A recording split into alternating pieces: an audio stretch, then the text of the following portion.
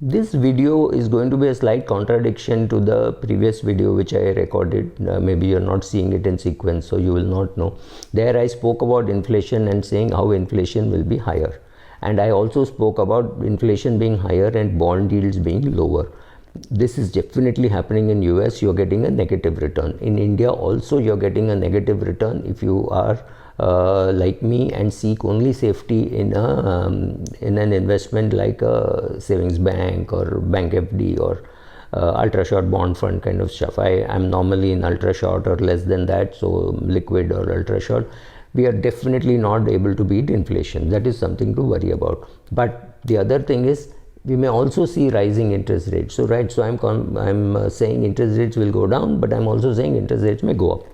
There's a huge vested interest in keeping interest rate low, which means the government also wants it kept lower. 90% of the audience wants it kept lower. Remember, this country, 80% of the population is below the age of 30.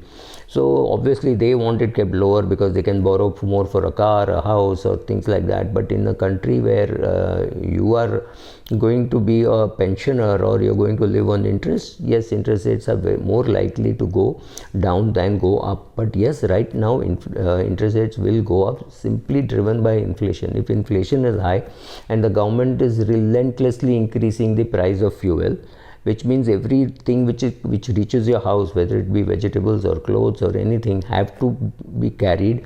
So thanks to oil and fuel prices generally, we will have to worry about inflation for sure, but interest rates might go up. What is the impact of interest rates on your portfolio?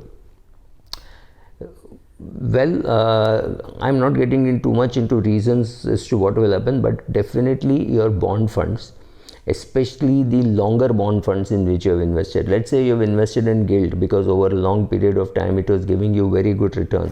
You will see a greater impact on that than on your ultra short bond fund or your liquid fund, because that is a longer duration. So 1% change, which does not happen overnight, but a 1% change happens over say 2-3 quarters, we'll see a big drop, maybe 8-9% drop in your gilt portfolio, because it has got a longer duration, right?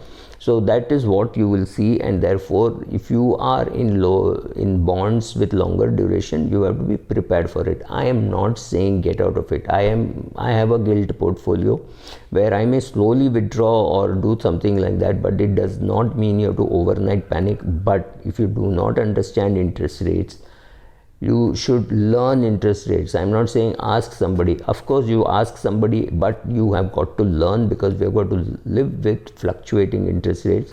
Remember 1980 or 81 to 2021, interest rates in US have gone from 18% per annum, yes, you heard it right, 18% per annum to 1.8%, struggling to be at 1.8%. That is the kind of bull run we have seen in bond market, and completely artificially pegged by the Reserve Bank of the Fed, right? So artificially it could be kept low, artificially it could be kept high, but you have to get interest minus inflation, that is real rate, and that is going to hurt.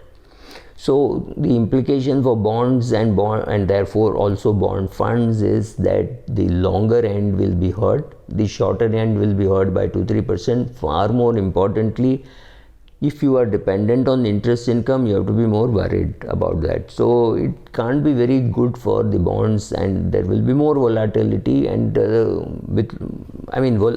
volatility in equity markets we understand. Now you will see volatility in bond markets with a bias of your returns coming down because interest rates are going up. However, the money which gets reinvested will get invested at a higher rate. So if you have a floating rate fund or an ultra short bond fund or a liquid fund, the hurt will be less, and the returns will start improving after a quarter at least. In case of liquid funds, suddenly the rate of interest may go up. But if the government decides that it needs more stimulus, interest rates will go down, right? So be very wary about what will happen with interest rates. I don't think you're going to see this interest rate scenario. You're going to see this kind of interest rate scenario, right? And the question is, what will it do for equity markets? Well, equity markets have already reacted to what has happened. I think equity markets last 1 year returns have been fabulous. which means you have to expect lower returns. So expecting to get double digit returns of 12% and 15% in equity markets is wrong. You cannot get it. Some people may be lucky that some shares which they bought they get it. Some people, like say Prashant Jain, is able to identify a sector much before all of us do. So yes, some of his funds may do well, but his funds may do well over a 3-year period or a 5-year period, right? Not immediately in this next 6 months. Having done so well in the last 6 months, I think ICICI, HDFC and Franklin Templeton will have too much of headwinds to tackle, and it won't be very easy for their equity funds to outperform.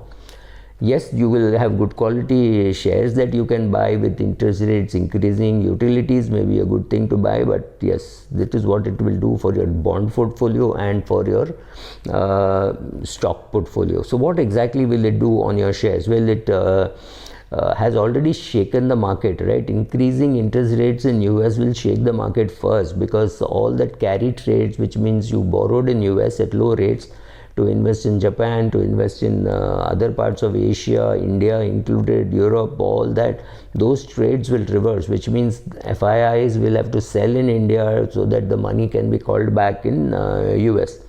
Of course, if there is an FII in Japan who is Japan-based FII who is dealing with Japanese money, for him the implications will be different, and for US the implications will be different, but by and large most of the money talk is US based, right?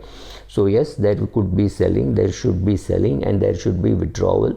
The American fund should also be withdrawing from your debt portfolio, so interest rates in India could go up, right? Be prepared for all this. So we have not so far worried too much about inflation and interest rates.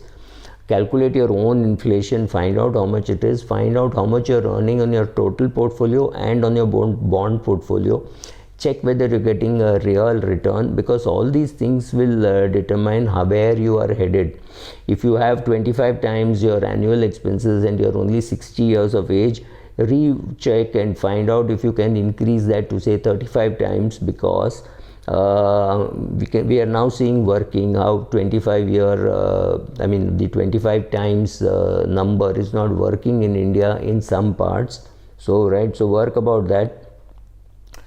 Next question which I have been asked is what should investors do about this? I think you have to be ready for volatility in stocks and volatility in bonds.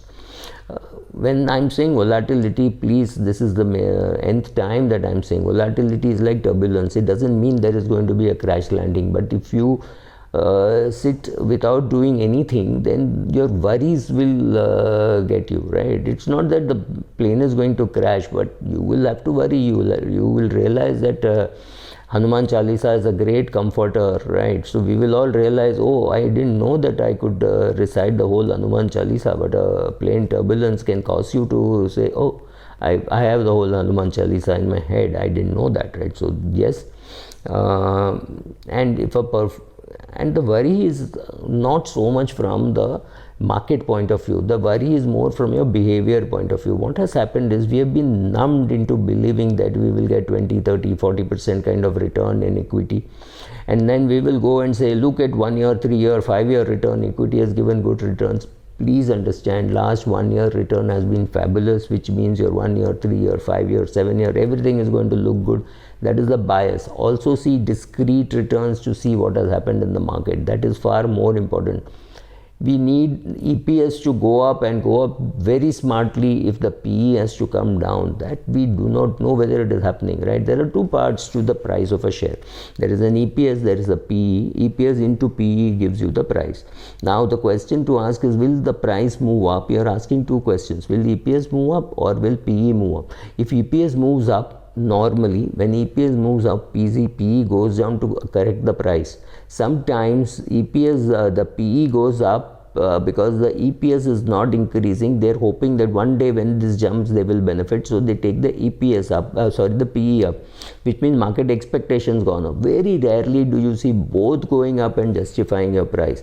Be ready to see what is happening. Is the EPS going up or is the PE going up? If it's the PE going up, a bigger bubble is getting built. Be careful. Thank you.